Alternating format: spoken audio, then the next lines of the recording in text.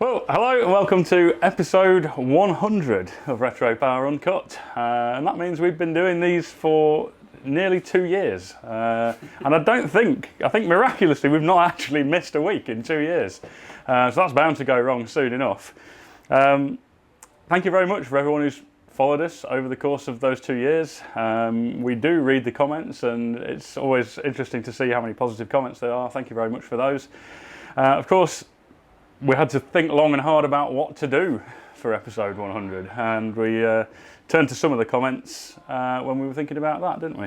Yeah, so we've got we've had a pretty good look through them all, and one of the common requests is to meet some of the people actually doing the work and see what's going on behind the scenes, and actually see who the people are behind Retropower, because it's quite a big team now. There's quite a few of us. It's grown quite a large amount since we started doing these videos. So we figured that as a special episode, which is actually going to be quite a long episode for episode 100, we would do a meet and greet of all the members of the Retropower team and see exactly what they're all about and what they do with cars in their spare time, if they do mess around with cars in their spare time, and generally see who the team are. Brace yourself, it's a biggie. Yeah.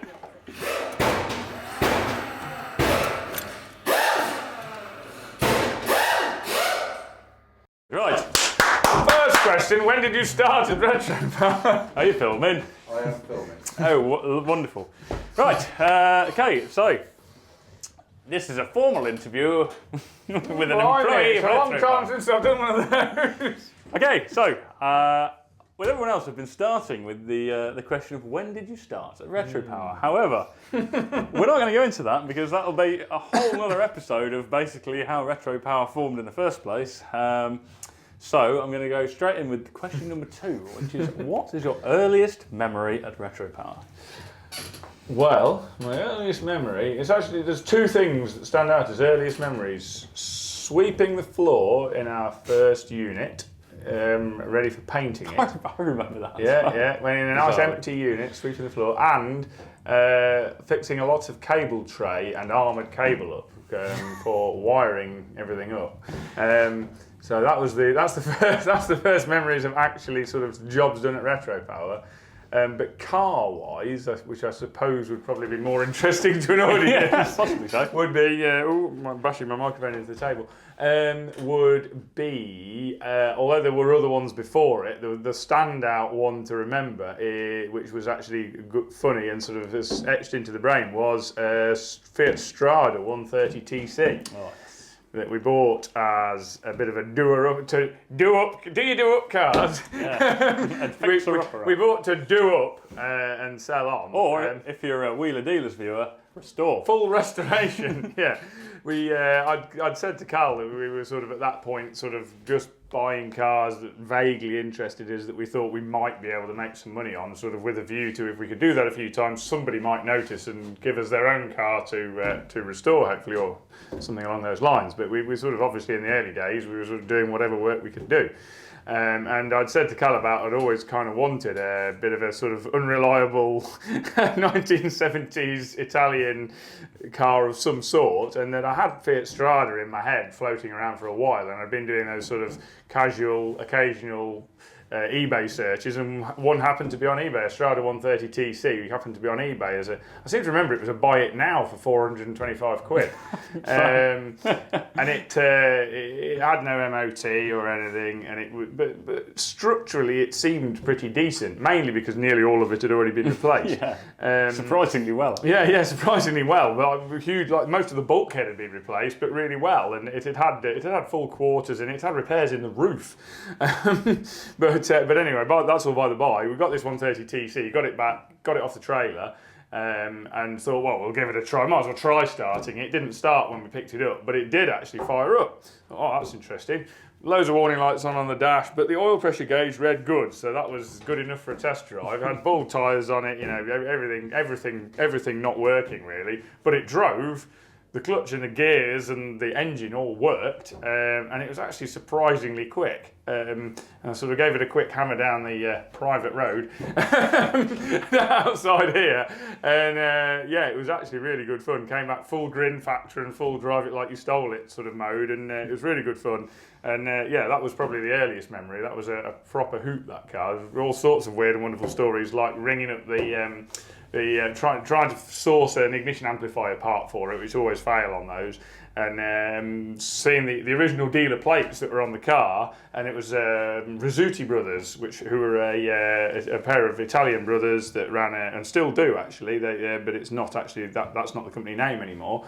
But the number was, there was a number, it was the original dealership supplied number plates, and they had the phone number on, and it was old enough that, because the car was supplied in '86, it had no 1 in the code. It was a 4-digit phone code, so I sort of added the 1 to the code and rang it.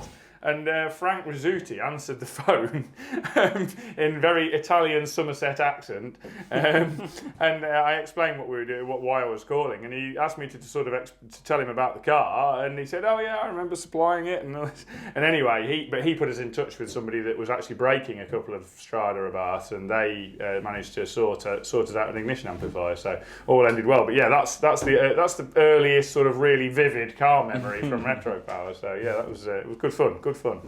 And talking of Italian grin factor cars, my next question is, what is your favourite Retropower project? And I already know what the answer is going to be, hence my Italian grin factor car reference.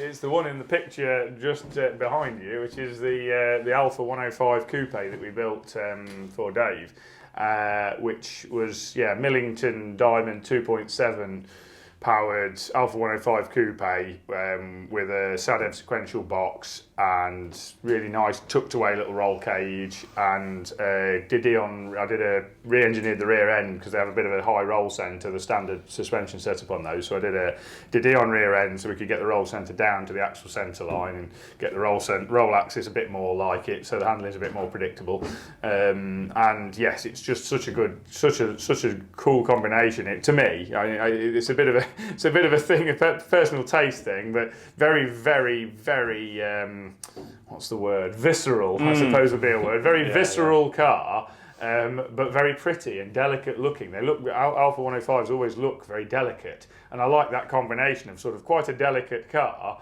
that's actually just walking with a big bat. Exactly. Speak softly and carry a big stick. Yeah, exactly that. And it's very much that. And there's some really nice engineering, and there's a bit of the sort of car art to it as well. Some really nice little touches in it, but nothing's overdone. It's sort of in a way, it's kind of an understated car. And a lot of people don't know an awful lot about it, or will have just seen it disappearing and unable to catch it, I imagine, most of the time. And what was the video? It was on a video. There's a video, I think it's called The Italian with an English Heart, if you search for that on YouTube. There's a cool video of it. And you'll no doubt see it, those who live down in the south of England will probably see it out and about anyway, because it does get used. The Surrey Hills area. I'm going to move on to what everybody wants to know about, which is our own cars. Now, you and I both do have a bit of a reputation for taking on our own projects and never actually finishing them. And there's also been a ridiculous number of cars that we've owned between us. Between the two of us, it would probably be 150, I would guess. I have no idea, it's a lot. There's a lot I've forgotten. So. But we need to, in the interest of keeping this episode smaller, maybe we'll do an episode just about cars we've owned. But we haven't even got photos of most of them or anything. So I've got a few. But we'll look at the ones that are particularly in your field of interest at the minute. And one of them actually is, you were talking about a love for unreliable but grin factor Italian cars. Obviously, you've got your Fiat 124 Sport Coupe, which is parked outside at the minute. Definitely very awesome unreliable. car. Yeah, definitely unreliable. What drew you to that car? I like the quirkiness of that period of Italian car design. I think the trio of the obvious coupes from that era, the Fulvia, the Alfa 105 and the Fiat, and for me the Fulvia drives the wrong end. So then it comes down to the other two, and I can't afford the Alpha. So it was only really the Fiat. They're the three coupes of the late 60s, early 70s.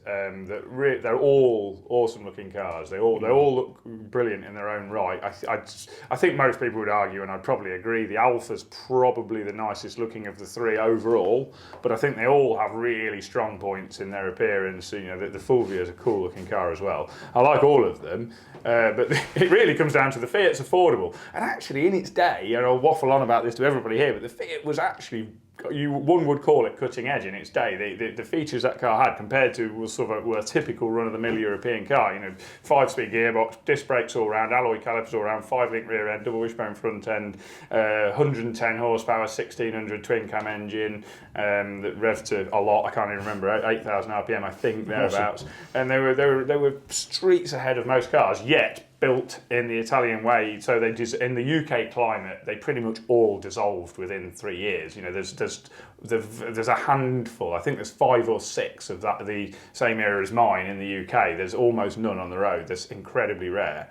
Because they just dissolved. Mine came from Italy, so it had a nicer life climate-wise, but you know, there was no paint on half of it. You look under the dash, it's all just bare metal. There's bits of the outside of the car that never had paint on from the factory, so it's no wonder they dissolve. And parts are impossible. Body panels don't exist. They're not easy to sort of live with, and they're not very reliable. But I just love everything just sort of falls into place when you sit in it. There's like this switches everywhere with no labelling on, so you don't know what any of them do, and you think, well, who designed this? But then you sort of just go in and it just suddenly none of that matters really. Do you need them? Not really. You just sort of get in it, and the pedals are bang on for heel and toe straight away. The gear shift feels great. The glass line's really low, you can see everything when you're driving it, and the engine makes a nice noise, and it just makes you smile. I've changed the wheels now, I've made the steering really heavy. That list there is almost the exact opposite to all new cars. Yeah, that's it. Yes, they don't make you smile generally. You just get glass you from line A up to here, B. so you're peering out the side. You can't see backwards. I mean, that's. You don't die in a crash though. No, this is true. You definitely die in a crash in that. But curiously, it had no wing mirrors. Now, I don't know whether they had wing mirrors originally, but I've seen plenty of photographs of them without wing mirrors. That has no wing mirrors, but I don't really miss them because a tiny glance and you can see everything around you anyway. There's no blind spots because you can just see everything. So yeah, it's cool car. Yeah, I like that. But also other cars. There's the Range Rover. The other one, the opposite end of the size spectrum, and one that I would definitely have myself as well. And we were talking a minute ago about the reason why it's such a cool car, and I think one of the reasons is that it's completely classless and timeless. But your classic Range Rover. So I'd say this is one of the bigger projects that's most likely to get completed. So why did you want that? And what are you doing to it? The why is I've always liked them, but that's not really enough on its own. There's the combination of having always liked them, the timelessness of them, the fact I really like the look of them. It's a utility vehicle that you can actually use day to day. You know, I can put firewood in it. I can tow a trailer with it. A dog can go in the back of it comfortably and easily. The children can go in it. It's a nice view of the road. It's a nice place to be. They're not stupidly heavy like more modern 4x4s, so they're not too sort of, you know, they're reasonably agile on the road. They're not agile, but they're reasonably agile on the road. And they're very simple mechanically, so they're easy to work on, and all the mechanical parts are easily available. The problems with them are just horrendous rust and things like that. But yeah, there's just the fact that it's a kind of do anything vehicle, and there aren't very many. I mean, we talked about it a bit earlier, but there aren't really many vehicles that fit that bill. Very few. Especially that are completely, as you say, timeless and classless. You could be anybody getting in and out of a Range Rover, and you could be in 1975. You could be in you could be now. It makes no difference. If the camera quality was the same between the two shots, you wouldn't be able to say when that shot was taken. And that's what I like about it. I guess the one, it wasn't a letdown in the day, but the one letdown of driving one now is that they don't really have enough power for the excitement factor. So I'm guessing that's going to be addressed. That's the other area that's addressed in that I couldn't really. Whilst it's possible to build a good Rover V8, and Stu has done in the midget, it's just you are flogging the horse of the upper end of the power output of a Rover V8 to get one to work properly in a Range Rover, and the capacity realistically is a little bit limited. Even you could nudge them out and spend a lot of money getting to 5 litres, but even then it's only just about enough. So the better solution really was to fit. I went down a diesel route initially, but that one got pushed to the side, and now it's LS3 Chevy crate engine with 6L80 6-speed auto box, both just crate from GM Performance, and then with an adapter plate to the LT230 transfer box. And it should hopefully, the 430 horsepower-ish crate engine sort of rating should be enough. So that's the minimum rating for that engine. It should be enough. It should be adequate for it's double what they were originally. Yeah, more. Yeah, it's more than double what the most powerful one was originally. Absolutely. Yeah. So it's it should be sort of daily's an exaggeration. It won't be an everyday car, but it'll be used sort of certainly every week. Used as my main transport that isn't just getting to and from work. So that's the plan there. But interestingly, as an aside to that, I'm also planning basically I've tried to focus projects down. So we've got to just the three and the daily driver. Just the 3. But bear in mind, the Fiat's not supposed to be a project, it just keeps trying to be one. So I've got an enormous list of jobs I need to do on the Fiat, but none of those are intentional. They're all really maintenance. But unfortunately, with a 1971 car, maintenance generally involves rebuilding all of it. Which is on ones I've bought anyway. But yeah, as well as the Range Rover, I want to get the Range Rover basically done first. But I used to race autograss, which I really enjoyed, but sort of life got in the way. One thing and another happened. I met my wife. We've had children. All sorts of things happen. Plus setting up Retropower. Lots of things have happened. But 15-ish years ago, I was racing autograss and doing reasonably okay. I wouldn't say well. That would be an exaggeration. But certainly at club level, sort of winning plenty of trophies and one sort of regional, one at a regional level. And I won another go at that, and I realised that in the scheme of fitting in around the business and the amount of time I've got to do things, I'm probably only going to build one more really good autograss car if I'm going to do it at all. And I was starting to think about rekindling the old one I've still got at home and rebuilding that, which was a Class 9 2-litre Vauxhall single-seat special. And I've decided to knock that idea on the head, get rid of that. There's nothing wrong with that idea per se, but I just thought, actually, I might as well just build one. So I'm using another Chevy LS engine. I'm going to build a space frame Class 7 unlimited saloon space frame mini pickup with a LS3 power plant in, a 2-speed autograss gearbox and an LS3 in it. So that's the other project. But I'm farming some of that work out. Somebody else will be building the chassis and the body shell and various other things like that to try and limit my work input on it. But that's the other side. So they're the 2 big actual projects of the Range Rover and then Class 7 autograss car. And hopefully we get to see a video of those when they're done. So watch this space. Shall we take bets now on how many years until the autograss car's done, how many years until the Range Rover's done? I'm hoping the Range Rover's done soon, so watch this space. And, I keep plugging away at jobs, but they all take ages. I was working on the back lights last night, watching telly, pulling the lamp holders out of the beam-blasted zinc castings for the rear lights, replacing the rusty lamp holders, and that's what every job's like. And you only smash them off a tree the first time. Well, I know, but I do need the lights to start with. I was like, you can't buy them. The thing in mechanical parts for them, easy, everything's new and it's almost free. Trim parts and lights and things like that, almost nothing's available and it's all £1 million. So yeah. Right, on that note, who's next?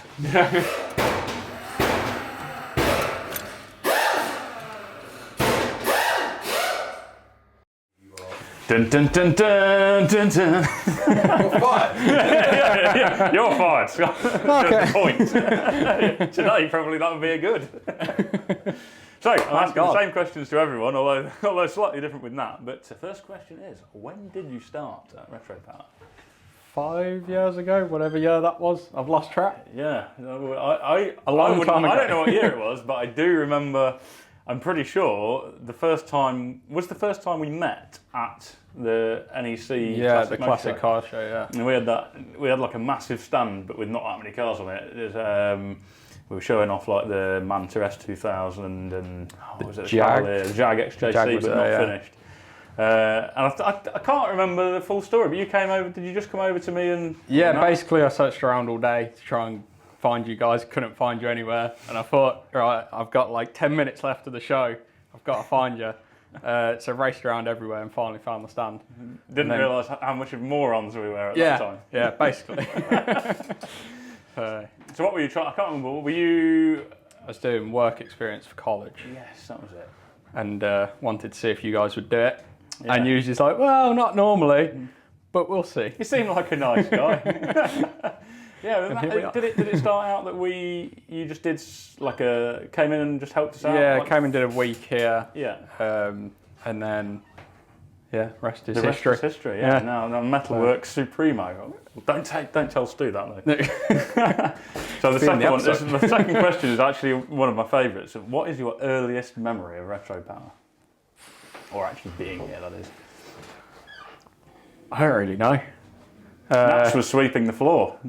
Oh, that was it. The roof had leaked onto a load of freshly blasted bolts. And Mark said, all of these need blasting. Can you do that for me?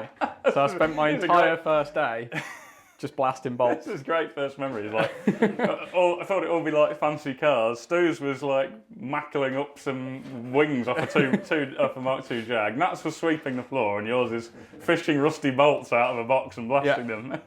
Awesome. What do you? This is a bad time to ask this, given that you seemed a bit grumpy when I just got you. But what do you most enjoy about the job? Making loads of noise. Annoying everyone. That can't be true, sure. I think that is true of Stu, though. I swear that's his. Yeah, Stu enjoys doing that. He loves it. That's his favourite thing. and like almost, you've got the knack of sensing when somebody's trying to talk, and then making noise exactly that moment. As soon as you see someone trying to have a conversation, that's when you start making the noise. Next one. Which is your favourite Retropower project?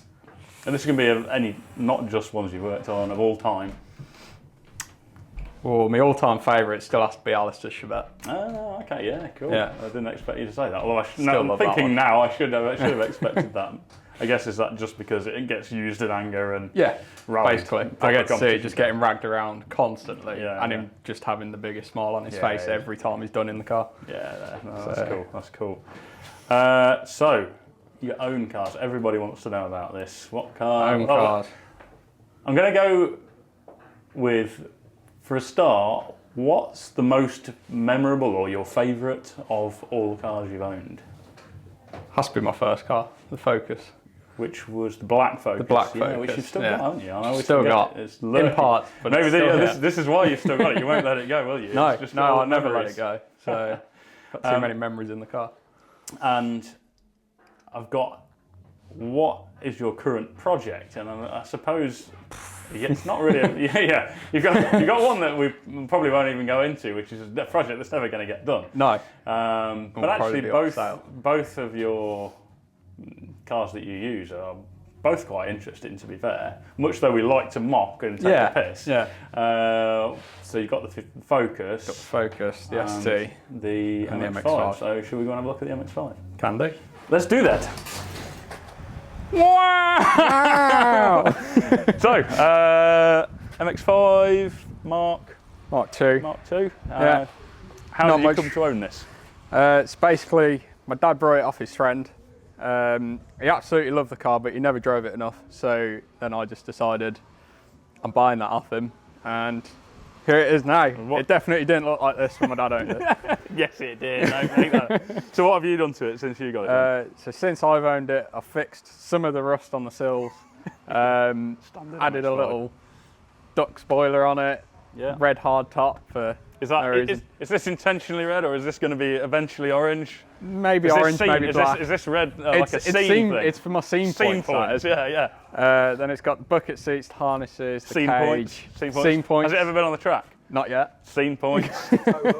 Fancy tow hook. Fancy tow hook in case you need pulling out the gravel. Yeah. Moved the number plate. Yeah. Added the front so hang on, splittery bit. let me just count up. We've got 1, 2. Can we do one each wheel? 3, 4, 5, 6, 7. The spoiler 8. What are these? My little quick release bonnet catches. That for... is 9 scene points so far. That qualifies him for a built not bought sticker. I think, yeah, it does actually. Yeah. You could probably, or you could get like strictly static across the top. Yeah, maybe. I could do that. Now, I have to say, although we like to mock, I had a Mark 1 MX-5, and it's probably the best handling car I've ever driven. So I absolutely love it. They are awesome. I mean, that's what it's all about, isn't it? They're just. It's not fast, but it's fun. It's just loads of fun. Yeah. You can have the fun without actually being at life risk. Well, it's still probably life risky, but not being at ridiculous speeds, and that's what I loved about But mine. with a solid 96 horsepower or something like that from factory. Ooh, 96 horsepower. So have you got any more plans for this? Hopefully at some point I want to either turbo it or put throttle bodies on it or something like that, and then see where it goes from there. And then I either want to use it for hill climbs or something like that. So you're thinking it's not going to be a daily driver forever, it's going to become the track car and something else. Well, you've got the focus. Still road legal, but... We all, you're actually the one out of all of us, I think, who's got the most usable car. Well, you've got both cars, the Focus and this, taxed and MOT'd and on the road and ready to use. The other Focus just needs painting in an engine. The other Focus and the Chevette that we don't talk about. Yeah, we don't talk about that. So actually hoarding 4 cars total. Yeah. Not bad. And Right. a Pooch Maxi. Oh yes, yeah, we ought to do a feature just on that. Cool. Right, let's see who's next.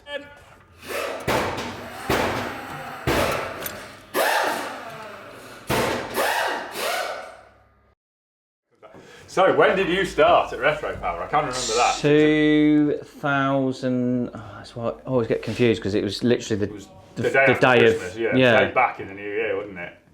2011. Yeah, it was January 2011. Yeah. So that's quite a while ago now. Yeah, probably like the 3rd or something like that. God knows. I remember you'd just been doing a turbo on your Golf in the snow. Yeah, that was horrendous. Coming to work seemed pleasurable. Oh, That. Not having to work on your back in Sucked snow. all the oil out the sump completely. Oh yeah, I'm amazed the engine didn't go bang, but it didn't. So luckily, it did probably. God knows how many years after that. A good old bus that was. It started for us at the height of probably the 2nd coldest winter I can remember. That was bad as well. Minus 12, something like that, in the workshop a couple of times. Not one for wet flattening cars. No. Good one to freeze your hand into the bucket. Oh, it's horrible. Yeah, that was a cold. That winter and the winter before were properly cold winters, and no toilets here either. Toilets froze up. The toilet was down the yard at that point, and the toilets froze up. The water in the toilets froze up. Whatever went in and piled up on top of the ice. It was bad times. No water on the tap. No water from the taps. All the pipes had frozen. Yeah, it was a grim start from that point. No actual heat, really. No, we had a little mobile space heater, and that was it. And that didn't really take the edge off too much when it was that cold. It was early days. And on that subject, what was your earliest memory other than being frozen? Probably the Ascona, the white Ascona, Kurt's Ascona, I think. It's been that long. I remember us struggling painting it because we hadn't got heat in the booth at that point. I let Cal do that. Used to see where the bar needed to be set. Right. Oh, did Cal paint? Yeah, he did the first time he did. I couldn't remember. I remember us having a right old game. Not the best. We got it sorted. I remember that my earliest memory of working with you on something. I remember it being flipping freezing, and it was on Dell's Manta. And we were drilling spot welds out in the back of that when it was about minus 10. Yeah. Trying to get warm from a cordless drill. Yeah, which was nearly the first incarnation of the what was Kenny's Manta with the RB 26 or 25 in it. Yeah. Out of the Skyline and all the different chassis and everything. That was the first. We did 2. We did. We sort of for a brief period. We were building 2 Mantas in parallel. One for Kenny, who's a customer that we've known for years and have worked on other cars subsequently for him. His had the RB25 in it. His had basically a complete R33 GTS-T running gear in it. Yeah. And then Dell's, he'd got a RB26. That was it, Have a GTR. Yeah. And then we got a 200SX rear subframe for that, an S14 rear subframe.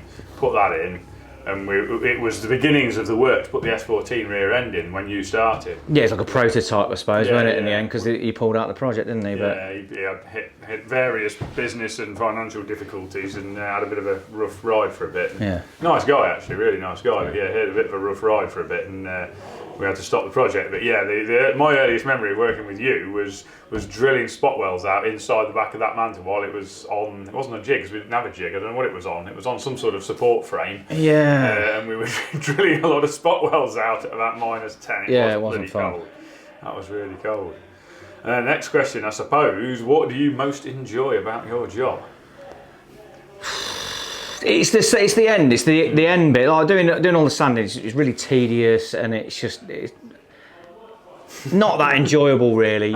But it's the end bit. It's the bit at the end when the person you've been working for and with gets the car back, and it's exactly what they were like. The perfect example is the RS2000, the yellow one, where it's been in the family since new.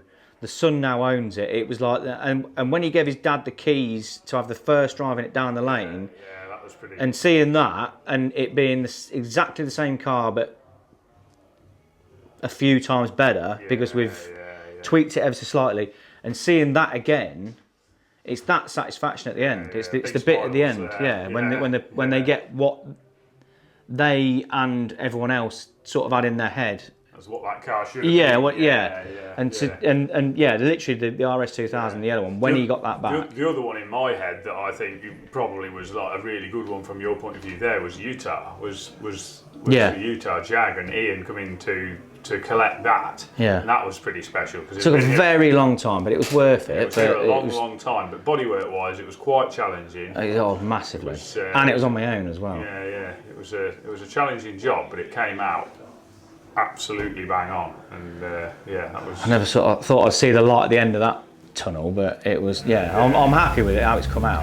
Yeah, it was a good definitely. Job, really good job. But it's the bit at the end, the handover, and that person getting that particular dream, because most people that we do the cars for wanted these cars from when they probably couldn't afford them, and then now they can. It's like that dream car kind of thing, and it's a job satisfaction at the end. Yeah, I think it's the same for me. I don't think I answered that question. I don't remember answering that question in my when I was talking to Cal when it was the two of us talking. But there's all sorts of bits with mine. But the handing over bit is fascinating. I had a really weird dream. I think I said this before, but I had a really weird dream about handing over Gordon's Escort randomly.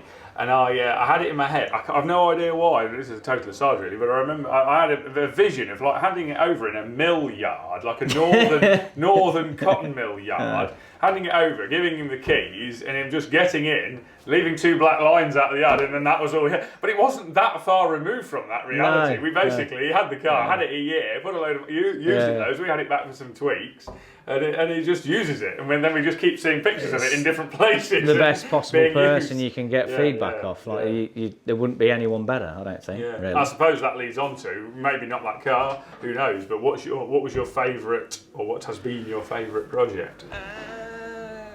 Difficult, isn't it? Doing Gordon's car was, like a career high, I suppose. Doing it for someone like that, which was really cool. Really appreciate the opportunity, and massively thankful. And it did come out pretty cool. But I don't know if it's my favourite car. The car I'm most happy with the outcome. Like Kurt's car was a game changer for all of us, and I think it's put us where we are now. I don't think without that car, I don't think we'd be one of the big steps. Yeah, I don't think we'd be doing what we're doing now. So that was partially a fluke, I think. Speaking to the right people at the right time, and it all just happened. Lined up. Things lined up. So I wouldn't say it's my favourite car, but that definitely made a huge difference on what we're doing now. I think the car I'm happy, probably not my favourite again, but happy how it came out, is probably Jason's Ascona. Yeah. And really simple, nice, clean. Yeah. And I think I like Dave's Alpha because how like insanely stupid it is, and how really upsets purists. And it just looks really cool at the same, and it's really minimal but not as well. It's just simple, so simple. Yeah, and brutally fast. Yeah, I don't know. I like them I all in their the own Alpha, different yeah. ways. There's no one thing about the Alpha that sort of says, oh, that should be your best car that you've ever done. But it just, for me, it was sort of, I said it on my little interview, but it was just an incredible thing. Yeah, just so pretty, but then so flipping, so aggressive and brutal. There's been that many we've done, and it sounds ridiculous. Oh, I forgot. I don't really know. I like them all in their own way. Yeah. Yeah, it's hard to say, isn't it? A specific. The blue Merc that's there out of camera. That is cool. I do like it. Again, probably not my favourite car out of what we've done. I've not really got a favourite. I like them all in their own different way. I mean, I like the Jag in some ways.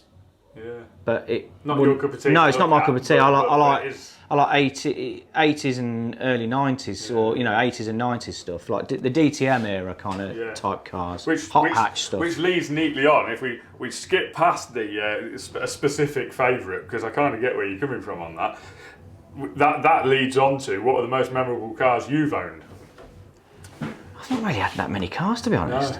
No. I've had my Golf literally since that was my first car, and I've still got it now. Yeah, it's got to be the most memorable, really. Yeah, definitely. Yeah, and then the other ones have just been like cars to drive. I mean, the Mark IV TDI, nothing special at all. It looked all right, but it was. Did some miles and saw kids being born. Exactly, and, it was just a daily driver. It's nothing. Saw life develop a long way. Yeah. I've not had that many. I mean, the Golf is developed and changed and took different directions over time. That was the 1300 stuff. Yeah. Just the 1300. And then you went. Did you go straight to the 20 valve from the? No, I did 1800 on carbs, which it sounded cool, but it was a nightmare in reality. Trying to actually use it. Yeah, and then I got bored of that, and then it was actually John, who, this is probably 20 odd years ago now, sold me the engine, and the original engine and the gearbox that's still in it now, and that was its first incarnation, and that just got thrashed everywhere and blew up. No, I remember again, cold winter with you rebuilding the 20 valve. But that's probably the third engine in a way. It's a mix match of different bits off different ones, but it's probably about the third engine as such. And that's is it the original colour as well? It is. Yeah. What colour is that? Marine blue. Marine blue, yeah. So marine blue 1300 Mark II Golf now with 20 valve and big turbo, big brakes. Yeah, that's all. 60 horsepower, something like that. Probably 250, 260. It's 2 at the minute, but then I need to map it and all that business. But other priorities of taking off-roading in green lanes and being a grown-up took over, so I can't. And it's just one of those. Nothing's never sell, but no, basically never sell. No, there's no point. I don't need to. I only want another one, so exactly. It's better to have it and not use it than not have it and want to use it. Exactly, you're not going to happen upon for a few grand a nice one again now. No, God no. Expensive cars to get hold of now. So cool.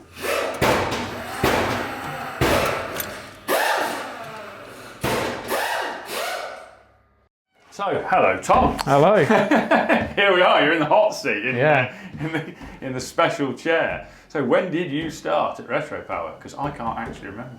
I'm going to say that. I think recently. I'm going to say it feels recent for me as well, to be honest. But it's been just over a year and a half, I think, nearly 2 years. Yeah. So coming up to 2 years in August, I think, something like that. This month, maybe. Maybe a bit further on down the line, but nearly 2 years. Finally there. So you started during, basically, at COVID time. Yeah, just after the first big wave of. Well, I think it was just after the kind of last proper lockdown. Oh no, I think it was actually during the last lockdown. Yeah, probably would have been. Yeah. So there we go. So it's bad that we start punctuating our existences by pre and post COVID now. But I suppose that's going to happen. But it feels like 5 minutes, but it also feels like ages. In that we've done quite a lot since you've been here. Yeah, that's it. It's a weird one, isn't it? Yeah. Big learning curve for both of us, and really good. So what's your earliest memory at Retropower? I suppose Yeah, pre-starting was coming down for the interview because I didn't actually know about this place, and then I was kind of looking for new jobs, and someone at my old place just sort of said, "Oh, have a look at this, their Instagram." So I did, and I was like, "Yes, I'm applying there," because they're like close, and obviously I was looking at the metalwork for the Morris, and I was like, "Yeah, that's what I want to do." Yeah, I forgot about pre.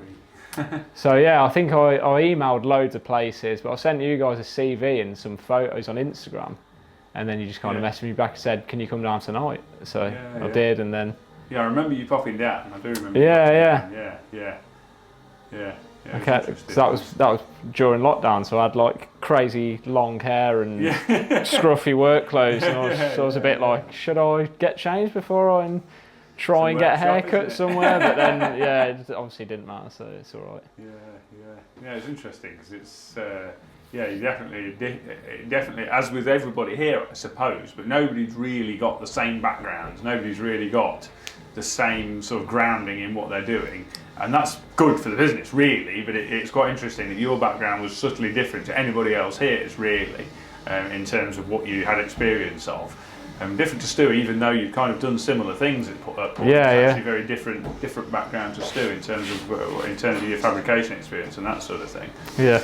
I suppose what do you, that it kind of leads into, what do you most enjoy about what you do?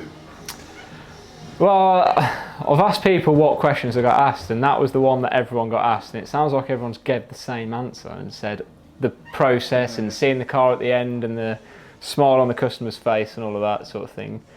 And I had a little think about it, and I think I'll answer it in like comparative to other places I've worked, and sort of say compared to other places I've worked, pretty much everywhere I've worked has been like a family business, different degree in sizes and all that sort of stuff. But I suppose this is the only place I've worked where they say it's a family, it's a team, we all work together, but then the bosses turn up later than everyone else and go home earlier than everyone else and do half as much work and stuff like that. I suppose this is probably the only place I've worked where everyone is focused on the same goal, and everyone puts in the work and stuff like that. So it's nice in that sense that you don't feel like you're doing less or more than anyone, or that you're, I don't know, we're all heading towards the same sort of thing, and that's nice compared to some of the other places I've worked, because you just feel like a bit of a number sort of thing, whereas you feel a bit more valued here, and I like that. I get the impression, I might be wrong, this is great to write on camera, but I get the impression you quite like the challenge when it comes to metal shaping and that sort of thing. Sometimes you probably don't like it in as much as obviously it's a bit stressful. But I get the impression you quite like it and quite like sort of moving forward with new ways of doing things or learning how to do things better, all that side of things. That means a lot to me because I like that and I don't get time to do it, so it's quite good from my point of view, you doing that, because I can kind of do the things I want to do, but you're doing them. I don't have time to do them all. Yeah, definitely. And it's one of those things I like the air hammer thing the other day. I'm doing some jig chasing with the air hammer, and it's like, well, I want to do that, but I'm not going to have time to be doing the job. Whereas you can be doing it, and I can kind of see the ideas work. Test out theories. Somebody whose hands that are A, more capable, and B, have time to actually do the job. Yeah. So it's nice. I don't know how you think, but certainly I can sort of see that. I think I can see anyway that you quite enjoy doing the sort of challenging bits of metal shaping, that side of things. Yeah, definitely. Yeah. I mean, the next question after that is, what's your favourite Retropower project? Well, I guess it's not that many so far. No. But equally, you've had a hand in a few now, and it's so I don't know. See, I mean, over to you. There's bits I like of separate ones sort of thing, but ones I've worked on, obviously the FJ, I did most of that. So start to finish. So now seeing it painted, it's like it puts everything in perspective, sort of thing. So at times while you're working on it, you just feel like I've got like bits here, bits there, bits everywhere, everything's all up in the air, and got stressed for a few times, that FJ did, but. No, I'd probably say obviously the FJ, because that's the one I've had most participation. Yeah, there's plenty more of those. Yeah. I suppose there's the Escort. Yeah, which is, both of them. two Escorts. But yeah, the first one, which is pretty much you've done a lot of the panel work on that, and then there's still the custom stuff to do yet. Yeah. The interesting bit. Yeah. So yeah, it's good. Well, the next question we're gonna twist slightly here, because the next question I've got on my little list is what are the most memorable cars you've owned? Now, I happen to know you haven't owned very many cars. No. And you've come to Retropower from a slightly different angle to a lot of other people. A lot of us have kind of come here having owned. Well, Gaz hasn't. Gaz hasn't owned very many cars either, to be fair. But quite a few of us have owned all sorts of cars, and Cal and I between us have owned some absurd number of cars. But a lot of people have come to it from the car point of view, but probably stepping back at this point and reminding sort of viewers that there's a lot more to building a car than working on cars, and a lot of the sort of the first nearly 50% probably of a project is actually working with metal. That actually a metalwork background is probably more important than a car background at that point. Yeah, so your background, you've done a lot of metalwork in the past, and you've got quite a lot of experience from that. And I've seen some of your work that you've done in your spare time and the sort of little interesting things. So I'm just going to bat over to you and say, what sort of, rather than memorable cars, what do you do in your spare time with metal? Because that's the side, rather than mucking about with cars like quite a few of us do. Yeah. Your little spare time projects. Yeah, I mean, I was it was at my last job. I kind of did something for someone. It was like a little butterfly sort of thing. And then I oven baked, put it in the oven and heat treated it and stuff like that, oiled it, and it sort of walked past someone at work and they seen it, and they kind of said, "Oh, could you make my missus one of them because it's our anniversary or something?" So I made him one, but I kind of went a bit mad on it and made like a little wooden base and a stem with like a rose on it and a butterfly on the end and stuff.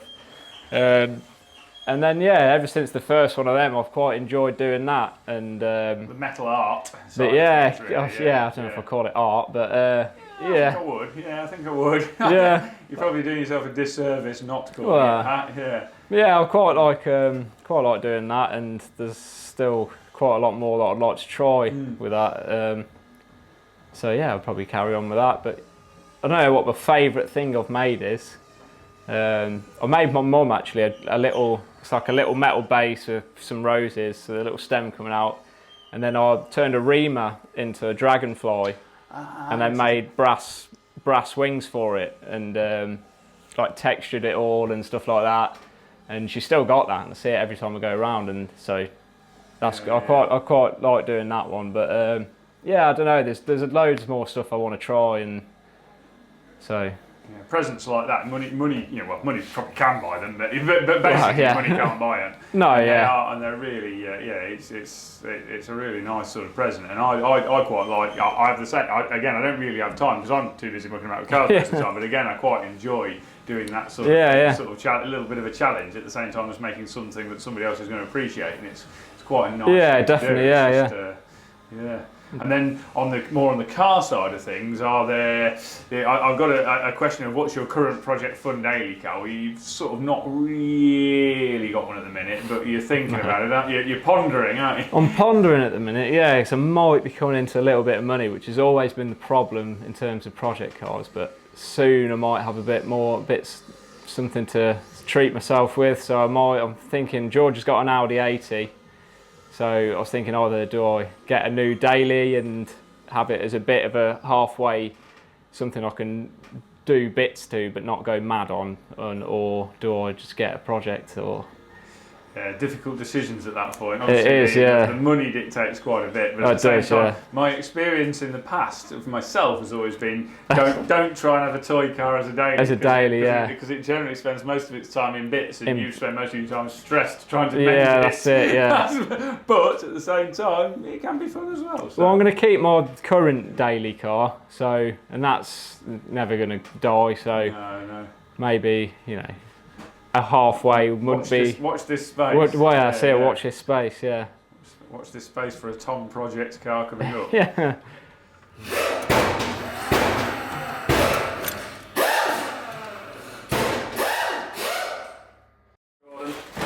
Cool. Well, what a turn up for the books. Jamie's knocking something over. Most unusual. So, this is unusual, isn't it? You in front of the camera. So for those regular viewers, this is Jamie, who normally is behind the camera. So we've enlisted Scott, who likes to think he's a top-notch camera dude on the weekend. Professional, yes. To hold the camera. So, first question, when did you start at Retropower? Get on for midsummer of 2018.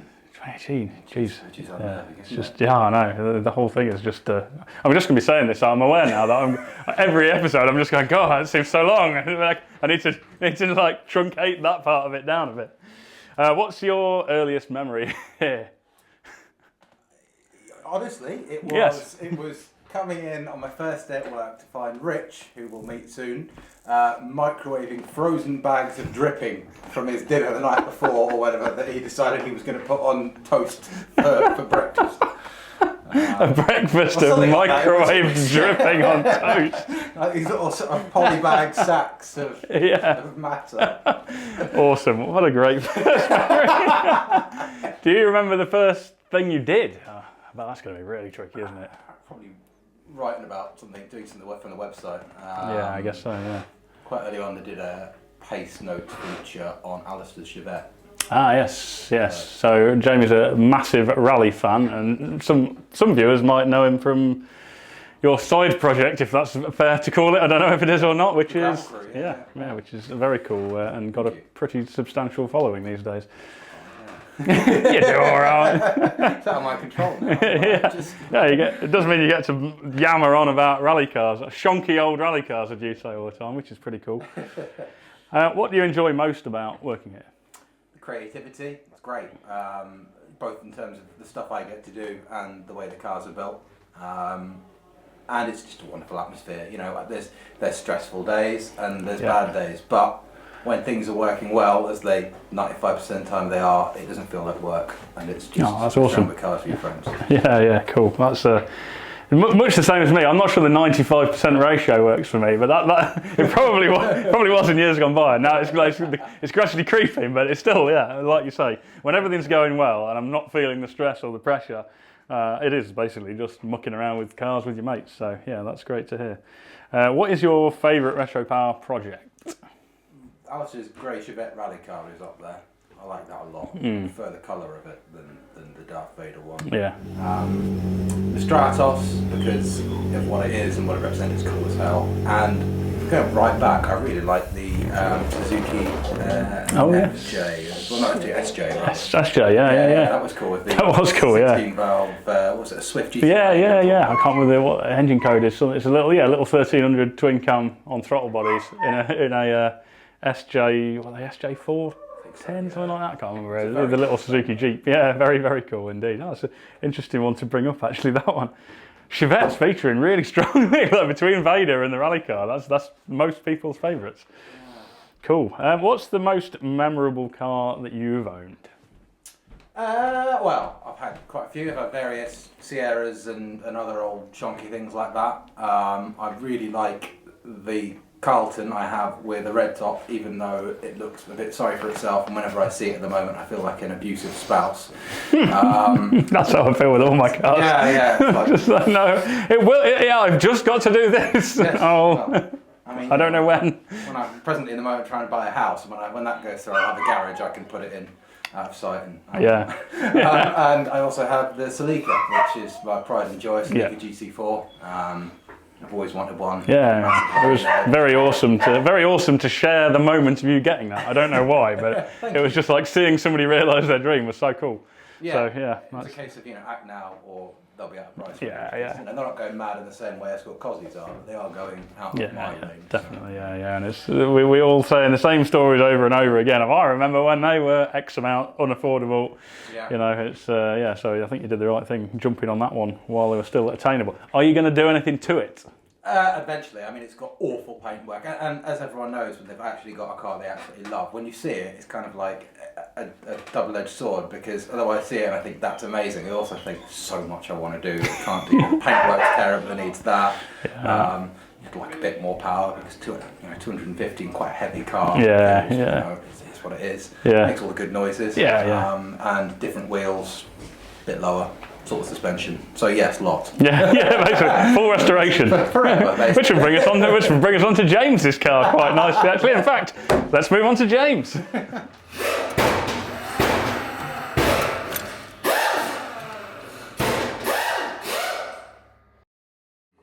Cool. Well, I'm going to start with the same question I've started with everyone. When did you start at Retropower? Nearly 3 years ago. Yeah. August bank holiday. I'm having to refrain now because I've been saying with everyone, I've been like, oh yeah, it doesn't seem like that long, I can't believe it. And I realise I'm just repeating the same thing in every video. And what's your earliest memory? I don't know if it's You can be honest, you can be honest. I think it's the one that you're probably thinking of as well. I don't know. Which is prior to me starting it. And what is it? That was Retro Rides 19. Oh, yes, I do remember. Is that the one where you spent most of the second day just white as a sheet in your tent? Pretty much, yeah, being baked alive in the morning after consuming quite a lot of beer the night before. And then trying to enjoy myself looking at the cars. I do remember that. I just remember that, yes, I remember that despairing look on your face of desperately wanting to go and look at cars, but realistically knowing that was not going to happen. Not being in shape for it at all. And only having a boiling hot sweaty tent to go and drown your sorrows It was in. a tough day. Yeah. But I think the other first memory of it was probably just meeting you and Nat at that pub. Not Oh, far away. yes. Yeah, That was yeah. not long after Nat had his Fiat, Yeah. and you hadn't That- long had the sleek. That is the only time we've ever driven those two cars somewhere together. So that's a rare Fiat occurrence. broke down, I think, on the way, didn't it? There was a lot of things not working on it, but I think I'm not sure if that's how they came from the factory. So, certainly, Nat seems to think that that's fairly normal. So it's all acceptable. What do you enjoy most about working here? Apart from being able to relentlessly take the piss out of people. Yeah, that's one of the highlights. I don't know, probably the variety of cars, I think, the variety of challenges is what I enjoy the most, because it's definitely not monotonous. You don't do the same things day in, day out. So, yeah, I think that's probably one of the... Yeah, and being able to put my own touch on stuff as well. Yeah. I think I Yeah. enjoy. Yeah, I think definitely the challenging part of it is probably the worst bit and the best bit. Yeah. It's the worst bit when it's all going wrong and you can't actually succeed with those challenges, or they're being an absolute pain in the ass. What's your favourite Retropower project? That's a tough one. Could be a completed one or a current one. It's a tough one. I like the Cortina, the Mark 1 Cortina. That's nice. Oh, Dave's. Yeah. Yes. That one, for some reason, that project seems to get easily forgotten. And I think it's just because we did it quite quickly and then he's just had it back and used it and we've not seen it again since. We showed it off at Prescott, didn't we, at that Targa Club event, which was quite cool. It got a lot of admiring glances. But yeah, I always forget about that one. It's an incredibly cool car. Yeah, and I just like it. It's simple but very effective. Yeah, definitely. I think the way we finished it, just the sort of simplicity of the design and how it was executed quite well was one of my favourite things about that car. Yeah. And the fact that Dave just drives the hell out of it, yeah. I can see you're struggling with the same thing I'm now struggling with. This room has gone from a pleasant 19, 20 degrees to now being about 40 degrees somehow. I don't know how, in the space of 5 interviews. Right, moving on to your own cars. So I'm going to start with, I see some of them languishing outside. But let's go back a bit. Is there any cars from the past that maybe you don't own anymore that are particularly memorable, or cars you really enjoyed owning? To be honest, most people here have probably not had that many all in, because most of them I still own. Yeah, a hoarder. Not sold any. I've moved on to the hoarding status now, but in the early days I just bought them and sold them in incredibly quick fashion. Yeah, I normally just buy them, keep holding them, or take them apart and then they stay with me. Yeah. Infamously, although there's not many there now, but there's a sort of area outside the workshop, which is usually referred to as death row, which is where we take our cars apart to do a project with them and then never go back together. But yeah, actually, you've got sat outside the 205, Yeah, which was your... XS, the Celica GT4 And Jamie will hate Yes. this up, but the homologation version. Yes. How many times have you driven that this year? None this year. Once last Once year. ever. I was driving it here to then take it apart. I remember it getting back here because you turned it off and then you couldn't start it again because the immobiliser. Typical 90s alarm system, which doesn't work. But it's getting there very slowly. Like Yeah, yeah. We just talked about Jamie's, and in fairness, it's a pretty sensible purchase in terms of cars that are inevitably going to go up in value and will be a lot of fun to drive. So. That's it.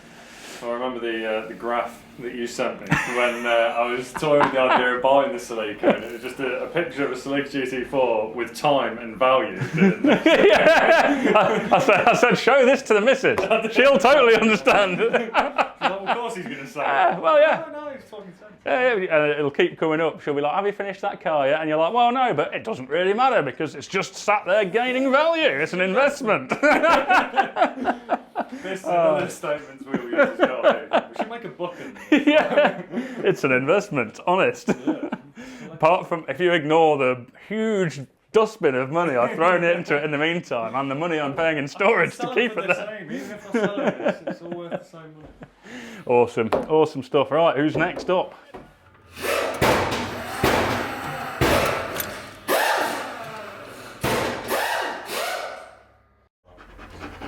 Cool, well, now we have Rich and his accomplice, his partner in crime over here, Mara, who is a retired greyhound and is his latest recruit. So he's the noisy one in the back of all the videos. Yeah, he doesn't like being on his own. He likes company, which he gets quite a lot of the time. But in the afternoons, he starts getting lonely and makes a fuss. So he's coming here to keep us company and say hello. He's just about tall enough to poke his head over the unfeasibly large table.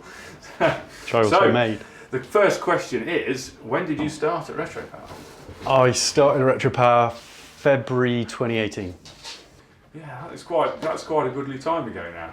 It was a lot smaller when I started. Yeah. It was quite me and Tommy in assembly, and that was it. Helped create quite a lot of that, one way or another, as things have progressed. But we'll touch on that in a minute, actually.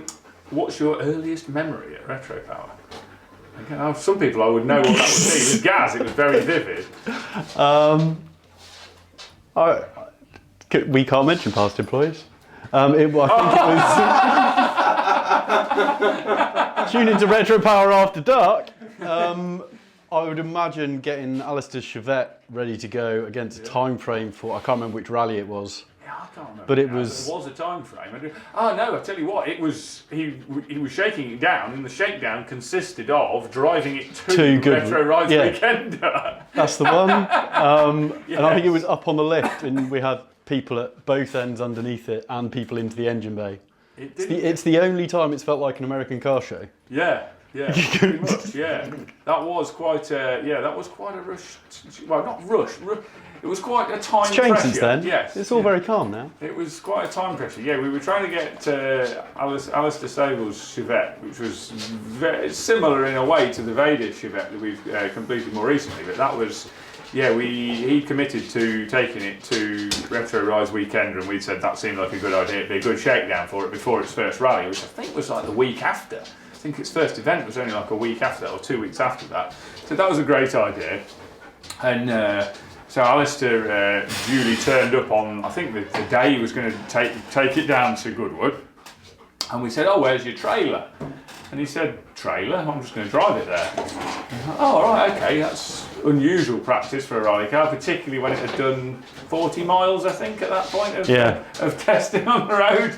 But yeah, his initial shakedown test was to drive it how many miles is it to Goodwood? I don't know, 130-ish, something like that, maybe. Probably 130 mile drive in really heavy traffic and really hot conditions to Goodwood. But it went all right, no major. I think we had a little bit of an oil leak, didn't we? A bit of an oil leak somewhere, and that was about it, which was from a sensor or something, I seem to remember. Nothing too major. You seemed happy with it. Yeah, it was pretty good. It was a pretty good start. But yeah, that's an interesting, I hadn't thought of that. First memory. This is, it was a good car. And still going. Still going. And it's been in twice this week. Yeah, piecing bits of fiberglass back together for its few little incidents it's had tapping things while on events. But yeah, I think he's just put his entry in for Tour Mole. this year. So I don't know if he's got an entry yet or not, but I know he's put in for it. So I have to say, I think it's a lottery one, so he doesn't know whether he's got it yet or not. But I think they'll love it up there. now the next question is, what do you most enjoy about your job? Now your job is quite variable at the minute, and I'm guessing there are quite a few bits that are not the world's most enjoyable. It's a bit of background, but prior to Richard's answer on this one, is that Richard's jobs varied quite a lot through his time at Retropower, and as we've grown, his job has evolved into quite a large percentage of his job being basically keeping the place running, where the quantity of broken stuff when there's only 3 or 4 people here was like, oh, something's broken this week, whereas now there's always something broken. So Richard's job now is largely fixing stuff for us. Yeah.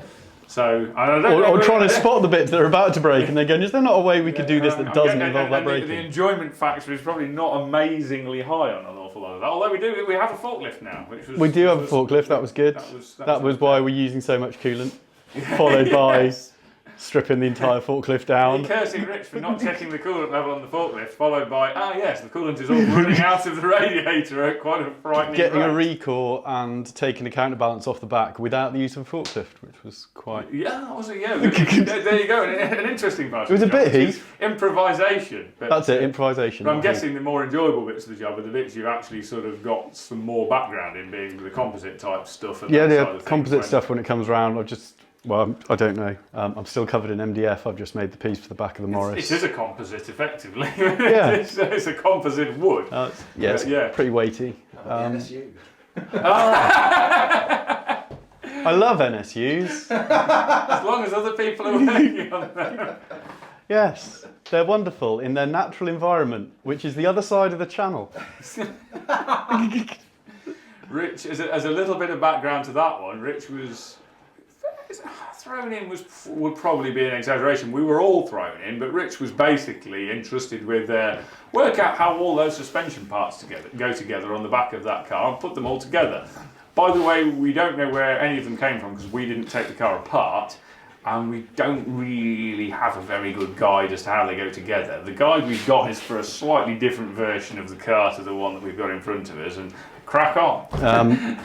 Google Translate and German car owner forums. This is very early after I got here. Yeah. And finding out that I think they changed that car, like every 200 cars off the production line in sequence, they changed something on it.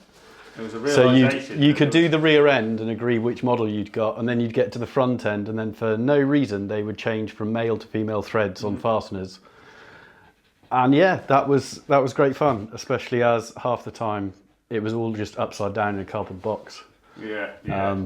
The car, literally, the parts for that car. And there are no ideas that you can learn from looking inside.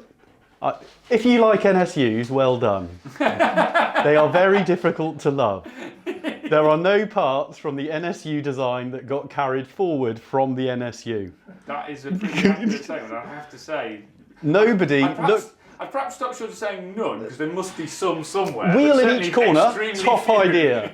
4 doors, top idea. Power steering off an NSU, not seen outside of a Scania. Yeah. Crazy idea. A manual transmission that doesn't have a clutch. Yeah. But does have a torque converter. No, it does have a clutch and a torque converter. That's an interesting idea. Yeah, it has a clutch, but no clutch pedal.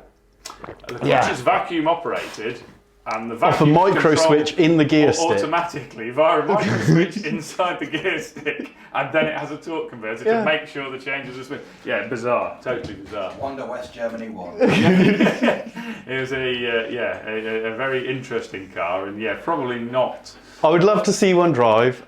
I do not enjoy being part of getting it back onto the road. No. I have to say there was a sinking feeling at the point when I don't know, I think it was only me present possibly when the parts for that car were unloaded, but they were piled on a tarpaulin in the back of a Vivaro van, and it was literally just a pile of very rusty parts in a heap on a tarpaulin in the back of a van.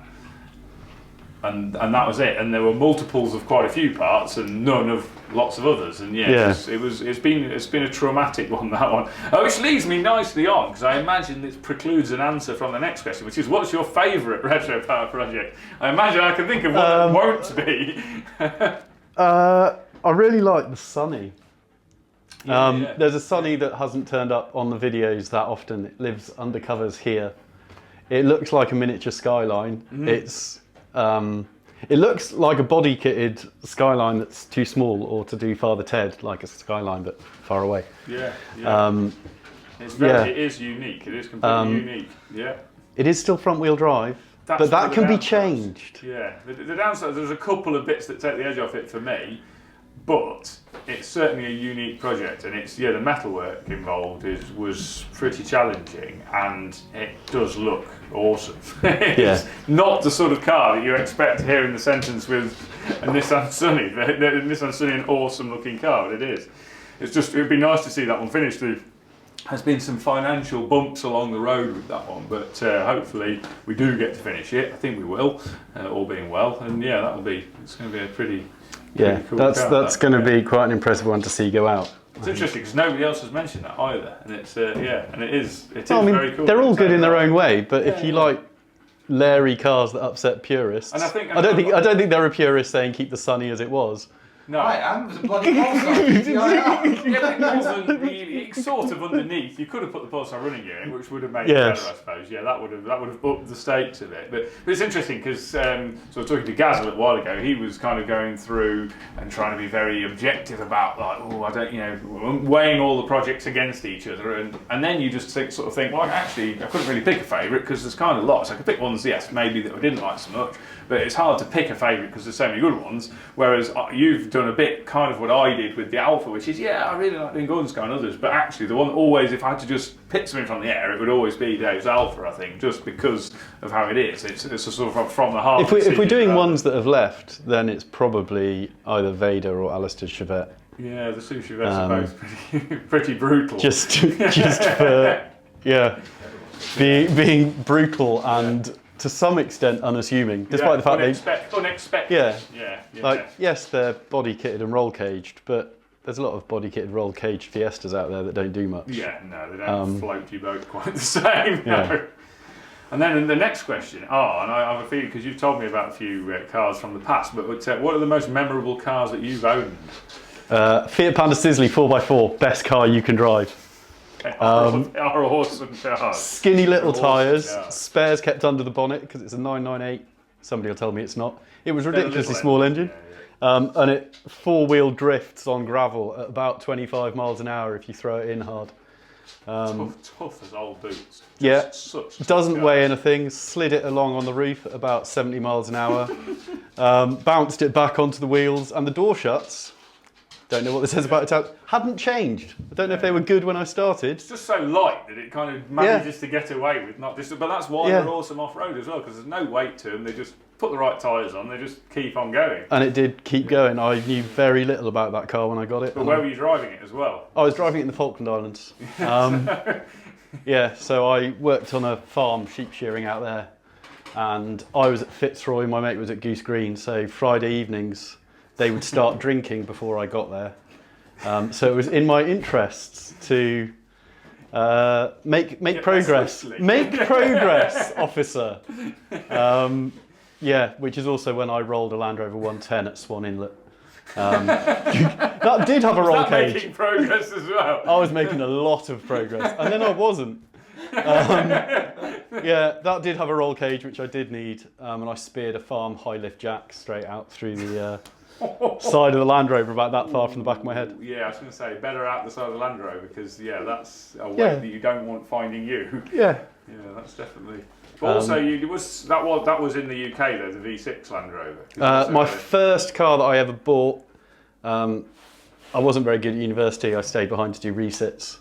My mum phoned me to ask how it was going, and I said, I've bought a car, and she went, well, has it got an MOT? And I was like, I'm told it will pass one. The early days of eBay, when I discovered I'd bought a 1956 Series 1 Land Rover with a Ford Essex V6 in it, on Salisbury axles. It was lethal, but was very fun. No roof, no doors, windscreen folded flat, used it as a daily to commute down into industrial estates. Had no roof and no doors, used to come out piss wet through on the seats. The seats weren't bolted in, the fuel tank was underneath the driver's seat. You used to have to like throw that out into petrol station forecourts when you filled up. Just like the Puka, really. Cool. Yeah, it's one of my many good car choices.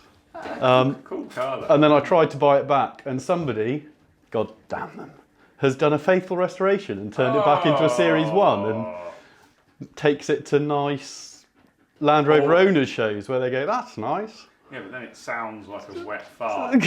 Doesn't operate. It operates with any zest. Yeah, an Essex V6. Whenever it was always a reasonably sort of pleasing, if not particularly exciting. Not exactly rapid, but it was a sort of a pleasing engine when it was fitted in a Ford. But somehow, when you put it in a Land Rover, it becomes like a fire-breathing thing, and suddenly very short exhaust run, no boxes, and then it was on a 2A gearbox. And the ratios were well, they were quite close ratios for having an Essex V6 in the front. So basically, you put it in second and drove it like an automatic, which used to probably twice what the original Land Rover engine would do, I would imagine as well. And so you could beat things off the lights, which was quite funny. Yeah. Good fun car, I imagine. Good fun car. And then I guess the last question on my little list, which is not a straightforward answer, I imagine. What's your current project, fun, daily car? I don't have a fun car. You have a daily car. I have a daily car, which is the same just for me, a car. really. And then I have a 80-inch coil-sprung Land Rover chassis. I have a 4.6 V8 Range Rover engine on carbs, forward control 101 gearbox, and 2 Salisbury axles. And to some degree, they're becoming a coil-sprung 80-inch Series 1 Land Rover on a Discovery reg. But never mind about that. That's actually a Land Rover registration. It'll be fine. Yeah. It'll be fine. But equally, you keep getting mused about little Lotus 70 clones. Yes, I'd like more money. Yeah. Wouldn't we all? I've got a bike engine that's meant to be going in something small, light, and rear-wheel drive. Austin 7 special. If only Austin 7s weren't quite if anybody's just expensive. got a V5 lying around their house for anything pre-war, then I'm going to bike engine it and hard slam it and probably hurt myself and do like some nice all wood laminated boat tail speedster thing. It won't happen, but then that's the point of having projects. With a Aprilia Millie engine in it would be quite a thing. I can see the appeal. I've had similar thoughts, but my project list has had to be pruned, so I can't. I've had to block that one out. I've put my blinkers on for that one, but I can see the appeal of some sort of when the weather's like this. Yeah, nice and I'm not as good at riding machine. motorbikes as I want to be. Oh, yeah, so bike as well. Yes. And I'm not good enough at riding motorbikes fast to ride them fast. So I like bike engines, I like bike acceleration and performance, but having dropped a bike a few times. Four wheels and a bike engine, I think, could probably get you to the same place. You'd be far more able than I on a bike, and as I said in talking to Steve, the idea of bikes, they've always appealed, but I've just gone for the approach of, well, if I don't have a licence and I don't ride one, then I'm not going to fall off it, and I'll just put the blinkers on that one as well, because I know what will happen if I do. I will just fall off at a stupidly slow speed and break my leg off or something. Or throw it down the perimeter road. Yeah, exactly. Yeah, it's just too easy to do something silly, and so I'm stopping that. But bike engine Austin 7 when the weather's like this would be a really cool way of getting to work. In the winter, it'd be horrific, but but that's when you work on your drifting skills, isn't it? Got your goggles on and keep wiping them a lot. Yeah, that's your training phase. It's like bulking and cutting. You just drive it all year round, and you get better. It's the misery phase. Yes.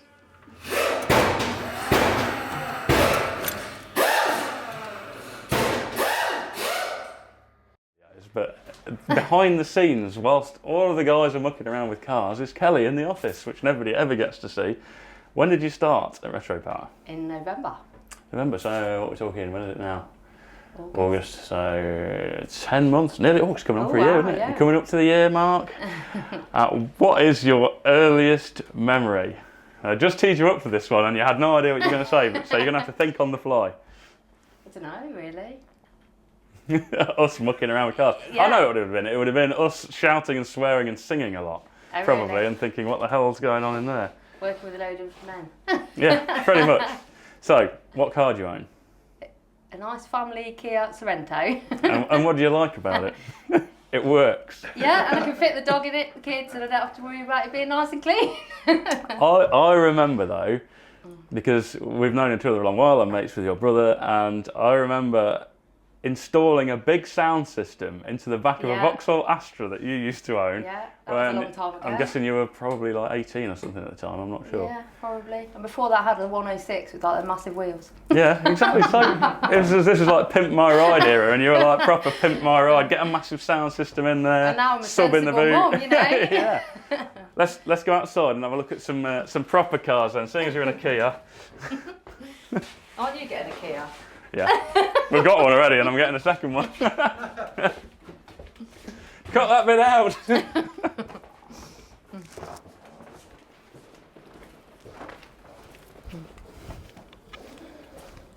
Right, Jamie, you have to go the other side, out of the sun. So, we've got 4 cars here. Do you know whose they are? That one's yours. It is. It's very nice and clean. This one. This is Steve's. Yes. Yeah, actually, I think it belongs to his other half. So that's his road drift weapon. This one. That's Mark's. And his lovely this? little Aldi. Is George's. Yes, 100% Marks. Now, what do you know? What stands out to you about this one? His lovely interior. Well, the is that a blanket or is that actually the seat? No, I think it's the Oh seat. no, that is the seat. It's just worn out. Yeah. He's got quite cool wheels on it, to be fair. What these bits at the front? What do you think that is?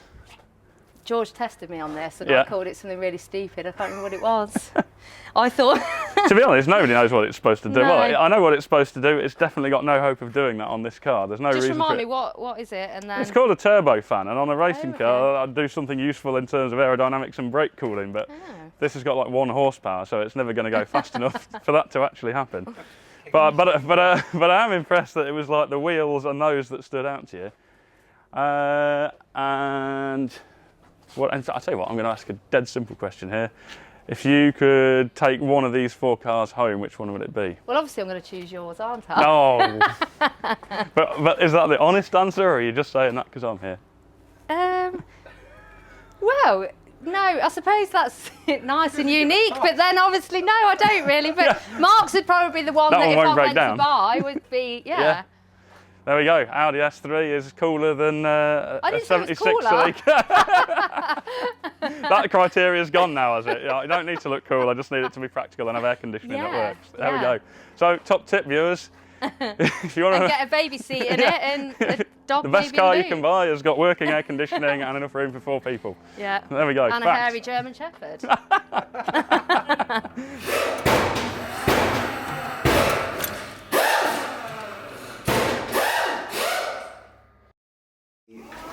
Hello, viewers. What are you doing it? Really, when you go on. John, right. I know you secretly want your own series almost because you just desperately want to get a certain phrase out of your system, which is. Hello, viewers. So, first question: when did you start at Retropower? June last year. Gee, fucking hell, that Yeah, time it's has gone- flown gone by. quick. Yeah, it's unbelievable. Gone very quick. So this is one that always usually jogs up something interesting, like Nat's answer was sweeping the floor. What's your earliest memory of here? My earliest memory. Um, What was the first? Do you remember even the first job that you were put on? I think one of the first jobs was Mark 1 Golf VR6 was one of the first, but also a lot on the Chevette, I think, from what I remember. Yes. Building the front sort of suspension up and stuff. Yeah, I do remember that actually. The Vader Chevette. Yeah. Should be VR6 Golf because it's true to your VW Audi heritage, shall we say? Good old Volkswagens. What do you most enjoy about working here, apart from ranting around and saying hello, viewers? All of it really. I mean, as you know, like, and my background before was very sort of similar to this, but getting to work on some real special cars, especially, you know, like with some of the best parts you can work with, you know, it's just Cool, it's cool. yeah, it's just like, you know, very rarely gonna sort of do that. Yeah, you know. yeah. We all feel the same way. It's just amazing that we've got the customers that let us, or have the budget, shall we say, to let us work to that level. It's awesome. It's a dream come true. Right, I'm going to get on to cars. Actually, first of all, what is your favourite project, Retropower project? Either out of ones that are here or ones in the past?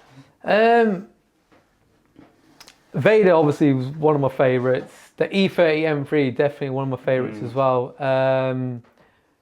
But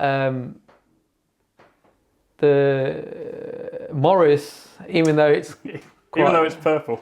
but yeah, the Morris is quite a nice sort of build as well, and I think all of them, to be fair. I mean, like there's not a bad there's one. not, Is there? you know, all of them are very different in sort of many ways, and I just think every single sort of project that we do anyway, I just think it's pretty serious. I think anyway. Yeah. The Morris is definitely becoming one of my favourites as well. What about, everybody wants to know about our own cars apparently, and I know you've got a pretty strong relationship with cars, and more specifically Boost. Yeah. Is it fair to say you're a bit of a Boost addict? Yeah, if you're into turbos and superchargers, then you're my friend. And drag racing was a bit of a thing. Yeah, it was. Yeah, it was. So yeah, I've always enjoyed drag racing.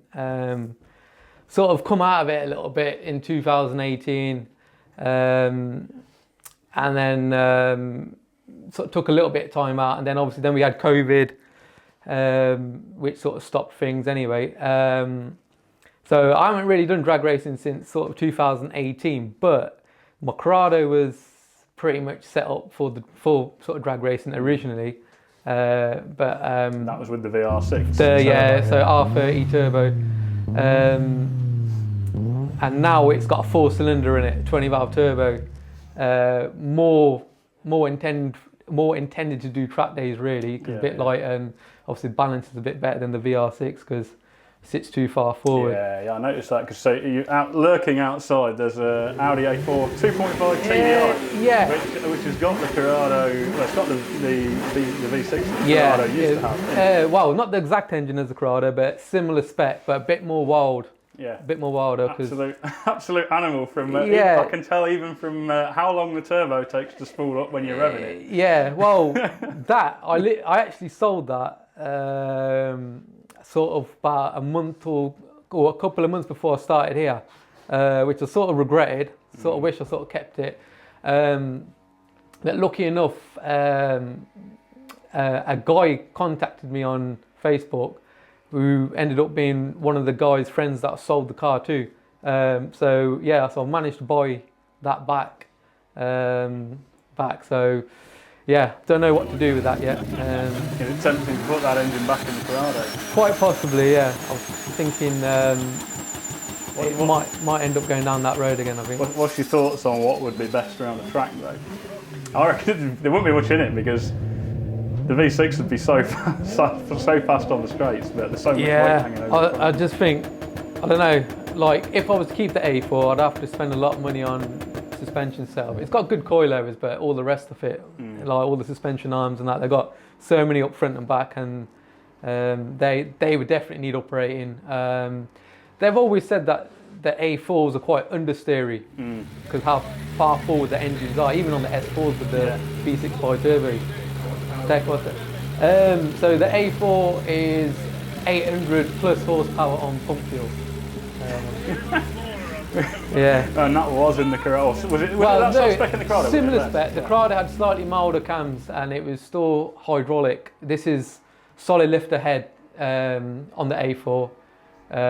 So a lot more work's gone into the head. It's got 290 degree camshafts, and it revs to 8.3. Can rev to 8.6, 8.7, but 8.3 we sort of played it safe. On the Corrado, is that just on wastegate? It's on wastegate at the minute. It's not with a controller on it. Yeah, it got mapped. I had two maps for it. One was for the track and one was sort of road. So track map is 370 horsepower, and the road map was 450. But if I'm honest, I always just leave it in the track map, because 370 and like the car's quite light. It's more than quick enough. Got to love a man whose road map is the more powerful one. And I think we've got some footage of the like calm, sensible track map being used on the road. Just totally sensible within the law, of course. So let's have a look at that now.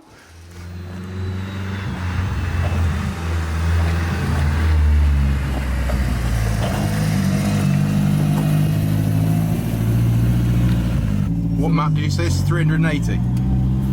So it's in track map at the minute, which is 370.